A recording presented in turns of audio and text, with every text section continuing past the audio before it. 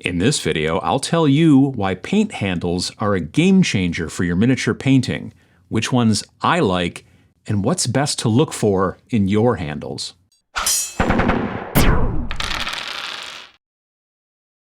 Painting miniatures is very much about control, mostly about being able to control your brush, of course. I don't have a brush in this hand, but this is where I would put it. This is my dominant hand, right? And that's how the paint gets onto your miniatures, which is obviously very important. However, it's nearly as important to be able to control the miniature you're holding as well. I would be holding the miniature in the opposite hand from my brush, as would you, most likely. You could have like the best brush control in the world, but if you're unable to properly control the miniature, which is the surface that you're trying to paint, well, then it's all wasted, isn't it? You may not believe me, but it's pretty hard to control a miniature as you paint it by just, pinching the base between a few of your fingers. But holding the miniatures between some of my fingers as I painted was how I started. It's how most folks start. Like, you're thinking about brush control, trying to make sure that you're getting your paints and your washes in the right spots, trying to, not get paints and washes, in the spots where you don't want to.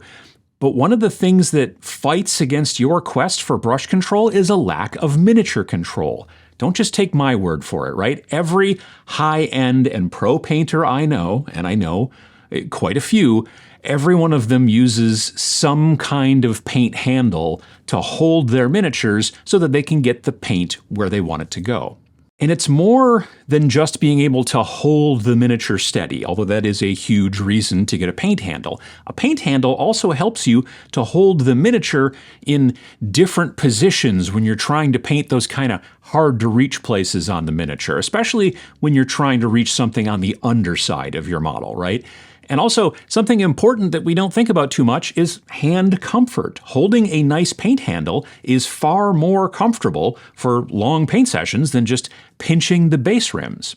So back in the day when I was first starting to paint miniatures and learned that attaching my models to some kind of paint handle was the best way to hold them, then I started with what I had, right? Which was empty pill bottles and poster putty. I saw some folks online using bits of wood or old GW paint pots or whatever, but I used pill bottles. First of all, I had a lot of empty pill bottles available to me, and they have a tendency to come in different sizes. I have pretty big hands, so a bigger pill bottle usually works best for me, but smaller ones were sometimes nice for like smaller models. And is now a quick unsponsored message about the best poster putty that I've ever found. Gorilla brand mounting putty. They're the same folks that do the Gorilla Glue and all that kind of stuff, but the mounting putty they make is spectacular. It sticks super, super well, doesn't leave little pieces behind when you peel it off the mini or the handle or anything like that. There doesn't seem to be really any residue left behind either, and the most important thing, it doesn't seem to dry out and get stiff as quickly as other poster putties. Again, they're not paying me over there at Gorilla, but But let's say that you want something a little bit more bespoke than a pill bottle or a paint bottle or, a random piece of wood. There's plenty of reasons why you might want something like actually designed for holding miniatures, but we'll get to that in a bit.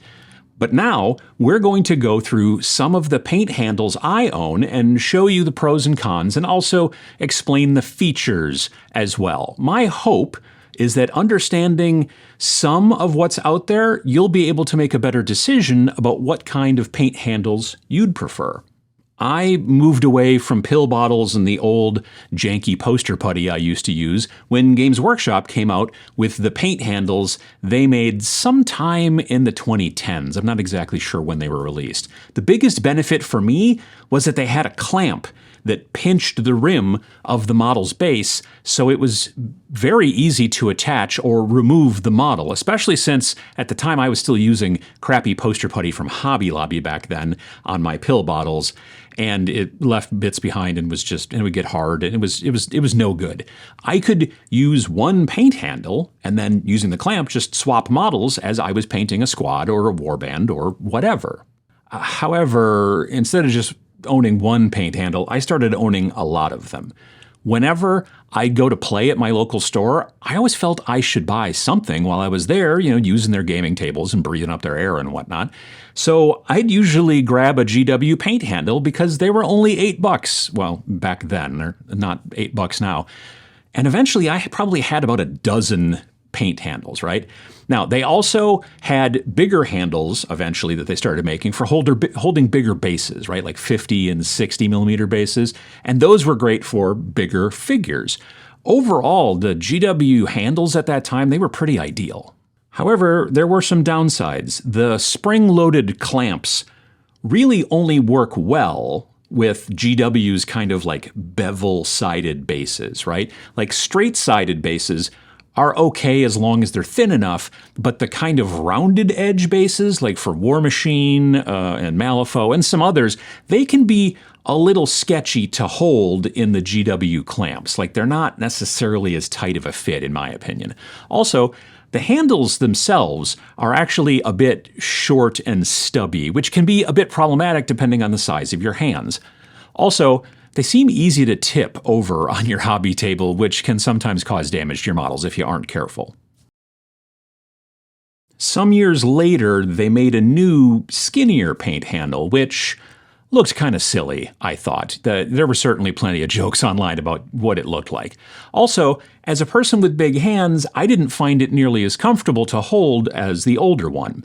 That said, I do prefer the clamp part of the newer design, mainly because it's kind of narrower and it gets out of your way when you're trying to paint the underside of models. The old one was much wider, the head, and it blocked a good deal of the underside of the model if you were trying to get your brush up in there. I still use these handles a lot, but I also have other handles that I'm finding myself using more and more lately as well. The one that I use in certain situations is the Hobby Holder from Game Envy. There's no clampy bit, to hold onto the miniature. Instead, you use poster putty or whatever to affix your model to actually a plastic bottle cap, like the ones on 20-ounce, soda bottles. Then you screw that cap onto the handle. It has this kind of detachable stability bar thing as well that allows you to use like more of your fingers and hand to hold, something without actually having to hold and touch the model.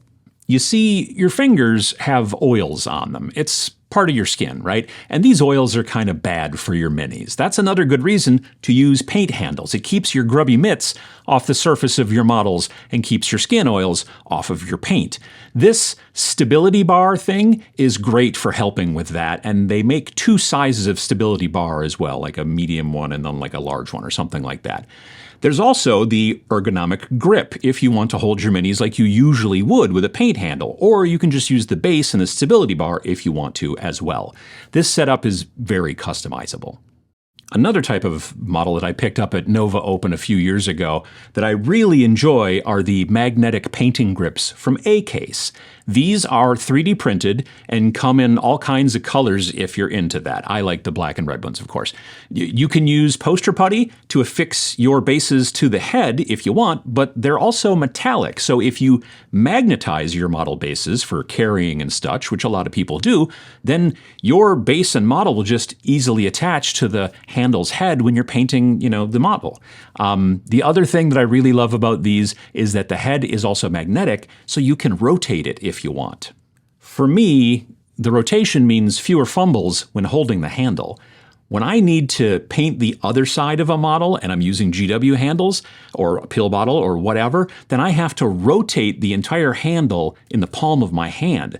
I'd love to tell you that this has never caused me to drop the handle and the model, but I can't in good conscience. However, when I can just rotate the head of the handle with my thumb and forefinger while still holding the rest of the handle like in the palm of my hand with the rest of my fingers and all that stuff, then I don't drop models. The A-Case heads also come in bigger sizes and big ovals for like cavalry models, and cork heads too if you like pin your models to finished bases later on. And since the bottom part of the heads are magnetic, you can easily pop them off the handle and then pop a different head with another model onto the handle next. This means that you can actually, just own one handle if you want, and then just have multiple heads. Yes, I could just pop models on and off of the GW style handles since it's just that simple clamp, but for some reason, I don't like to, actually. You know what I mean? This is a good thing why I have so many of them then, but these magnetic ones are really easy to swap, so that's what I generally do. Also, since the bottoms of the heads and the bottoms of the handles themselves are magnetic, then you can set them on something, metal, as long as it's a ferrous metal, not aluminum or whatever, and then they'll stick. The magnets will stick to the metal. This means that they won't tip over as much, which helps you to not screw up and chip your paint jobs while you're doing them. Worst case scenario is if your paint handle and mini tip off of your table completely towards you, go down in between your legs and then hit the ground. That has also happened to me in the past. Having the handles and heads magnetized is really great for saving your hard work from unnecessary accidents. And just last weekend at Dragonfall, a charity miniatures convention held in Lake Geneva, Wisconsin, I picked up another 3D printed magnetic paint handle set called Mungo's Knob of Holding from Mungo's Marvelous Minis. They do some of the same stuff that the A-Case handles do, but they don't have the same types of heads that A-Case does yet. This is a relatively new product for them. However, I really like the bigger holder because, again, I have big hands. And they also have a magnet on the bottom to keep the holder from tipping over. Also, Mungo is in the United States and A-Case is in Poland, so keep that in mind depending on where you live.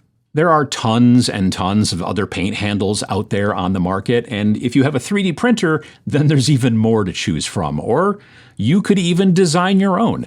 I just talked about these because they're the ones that I've used and I have experience with. However, the most important thing is this. What are the features that you prefer? I mainly love a nice clamp like the GW handles, but I want the head to be rotatable at least, and it's even better if it's magnetically removable. And lastly, a magnet on the bottom is really nice for causing your stuff to not tip over as well. Do you use some kind of paint handle? Are you sticking with pill bottles and paint pots? Or, have you started using something more bespoke? What features do you look for in a paint handle? And which handle should people know about that I didn't talk about here? Let us all know down in the comments below. Also, put down your miniature for a moment, set it down with your paint handle and the whole deal, or maybe not, whatever. And, if you can, use your hands to do some depressmentation of the like button. It really does help. So if you like the video, depressmentation is a great thing. And if you want to see videos like this every single week while you're down there, hit subscribe and, it's free. Thanks for watching.